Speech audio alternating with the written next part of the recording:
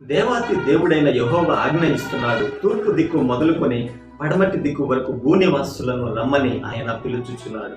తూర్పు దిక్కు మొదలుకొని పడమటి దిక్కు వరకు భూనివాసులందరినీ రమ్మని ఆయన ప్రేమతో పిలుస్తున్నాడు.